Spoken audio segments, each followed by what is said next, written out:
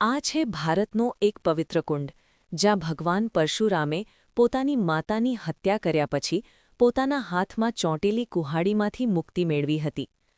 આ કથા મહાન ઋષિ જમદગ્નિ અને તેમની પતિવ્રતા પત્ની રેણુકાની છે. કહેવામાં આવે છે કે રેણુકા દરરોજ નદીમાંથી કાચા ઘડામાં પાણી લાવતી હતી અને તેમના સતીત્વના બળથી તે ઘડો ક્યારેય તૂટતો નહોતો. તેમને 5 પુત્ર હતા, જેમાં સૌથી નાના હતા ભગવાન પરશુરામ.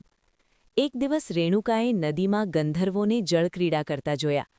તેમને જોઈને એક ક્ષણ માટે તેમનું મન ભટક્યું અને એ જ ક્ષણે તેમના સતીત્વનો બળ તૂટી ગયું અને કાચો ઘડો પણ તૂટી ગયો.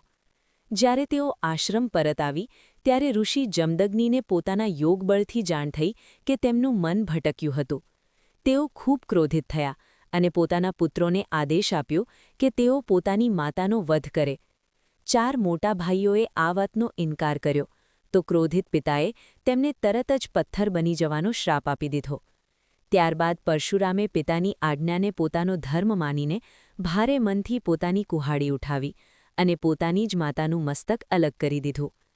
પિતાની આજ્ઞાપાલનથી પ્રસન્ન થઈને જમદગ્નિએ તેમને વરદાન માંગવાનું કહ્યું. પરશુરામે તરત જ પોતાની માતાને ફરી જીવિત કરવાની અને પથ્થર બનેલા 4 ભાઈઓને મુક્ત કરવાની માંગ કરી.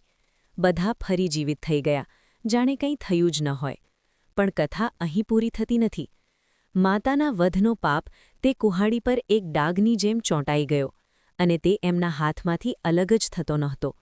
આ પાપમાંથી મુક્તિ મેળવવા માટે પરશુરામ ઘણા તીર્થોમાં ફર્યા, પરંતુ ક્યાંય પણ તેમને રાહત મળી નહીં.